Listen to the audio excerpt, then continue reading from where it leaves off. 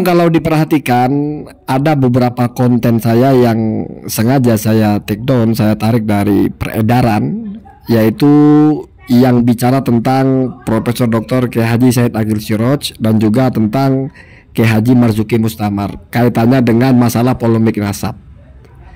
Kenapa saya lakukan itu? Karena setelah saya perhatikan dan saya angen-angen gitu, saya terbawa kepada suasana merosting. Seolah-olah mereka ini saya anggap layak untuk saya roasting. Padahal ya tidak, Pak. Kita boleh berbeda dengan siapapun, tapi orang itu ada makom-makomnya.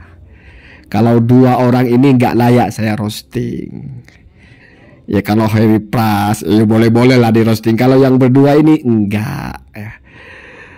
Karena seolah-olah saya memukul rata mereka ini sama. Enggak ya, berbeda. Dan ternyata disambutnya juga begitu. Komentatornya itu juga nggak tanggung-tanggung ya. Jadi dianggap mereka ini tiba-tiba ada yang bilang seolah-olah bodoh sekali gitu. Nggak begitu, Pak. Saya tidak pernah berpikir orang itu lalu menjadi bodoh hanya karena tidak sama atau hanya karena ada kesalahan. Tidak ya. Keilmuan seseorang itu sudah tercatat sebelum dia melakukan itu.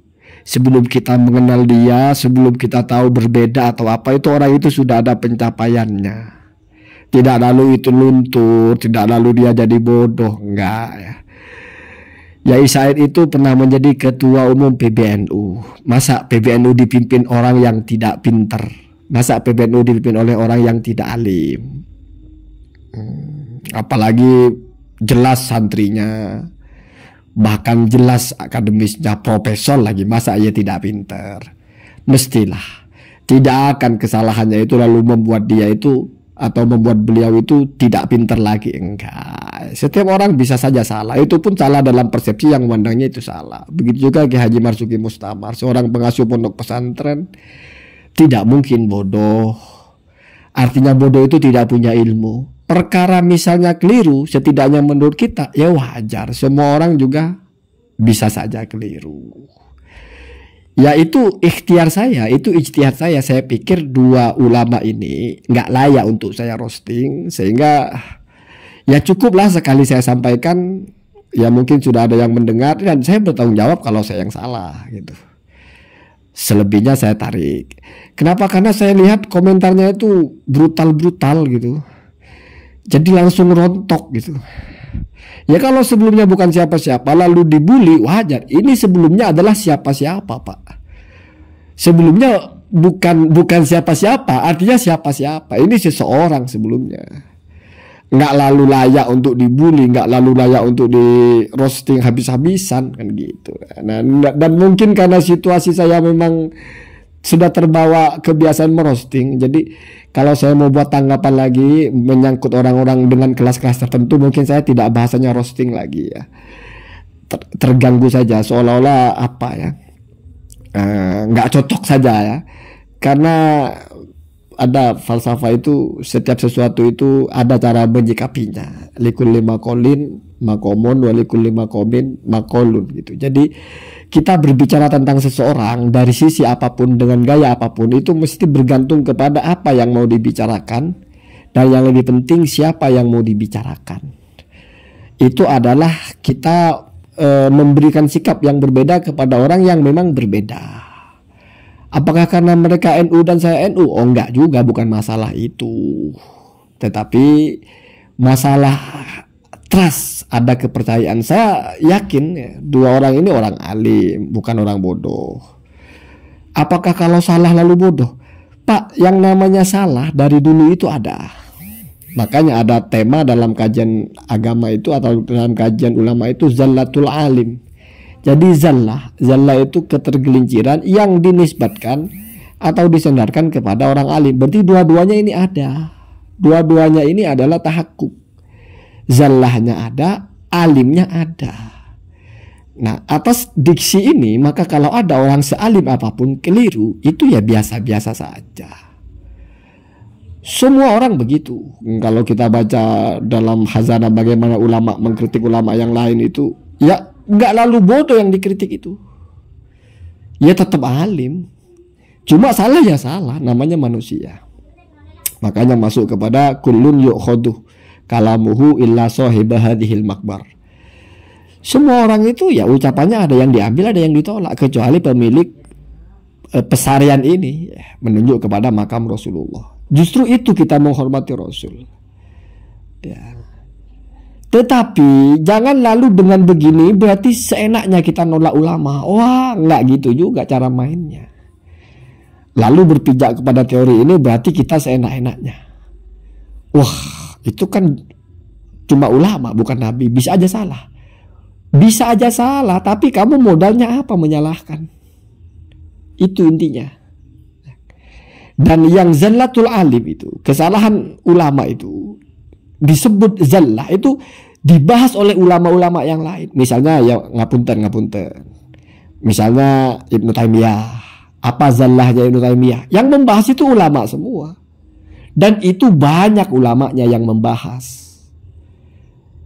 Ya, jadi ini membenarkan bahwa selevel Ibnu Taimiyah saja. Yang siapa yang meragukan kealimannya? Enggak ada yang bilang Ibnu Taimiyah tidak alim. Semua memuji. Ibnu Taimiyah itu umur belasan sudah dipercaya berfatwa. Memang ahli ilmu. Tetapi namanya manusia zallah biasa. Apalagi yang tidak mencapai itu berarti lebih biasa untuk keliru. Keliru dalam menyikapi, keliru dalam menyimpulkan. Biasa saja. Tapi nggak lalu kita serampangan. Wah, saya nggak mau ikut ulama. Tunggu dulu, yang mengatakan itu salah siapa? Ya kalau menurut kamu yang salah ya repot. Misalnya saya mengatakan ini keliru kan saya bawakan dasarnya. Jadi saya tidak pernah menyalahkan orang berdasarkan pikiran saya. Ya setidaknya berdasarkan apa yang saya baca atau apa yang saya sajikan. Kalau bicara ilmu, tapi kalau pembicaranya ya akal-akalan sederhana kan nggak usah ilmu-ilmuan, Pak. Bilang tidak ada ternyata ada. Itu kan itu konsumsi semua orang gitu. Tapi kalau sudah bicara masalah ilmu yang detail, kamu nggak ngerti, lalu kamu nolak ulama pakai prinsip, ya semua orang kan bisa aja benar, bisa aja salah. Iya. Kalau ulama saja bicara tentang ilmu, di mana itu memang spesifikasi mereka, bagian mereka, bisa salah. Lah kamu wajib salah. Makanya kamu harus ikut gitu. Jadi ada modal gitu. Jadi nggak lalu kita mengkritik ini kitab ini bisa saja salah ini. Ya boleh, tapi modal kamu apa? Misalnya Ibnul Jauzi itu Abdul Fath Ibnul Jauzi itu bikin apa? Kitab Al-Mawdu'at. Di situ memasukkan hadis-hadis sebagai hadis palsu. Dikritik oleh ulama setelahnya, sesama ulama, Pak. Ada Ibnu Sholah, ada Imam Nawawi, ada Ibnu Hajar, banyak yang mengkritik itu. Sehingga kita mengerti, yang mengkritik itu bukan orang bodoh.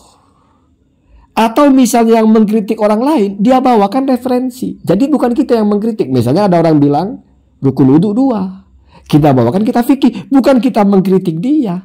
Wah enggak. Kalau ini nggak cocok ini ya. Ini kita yang kritik ya.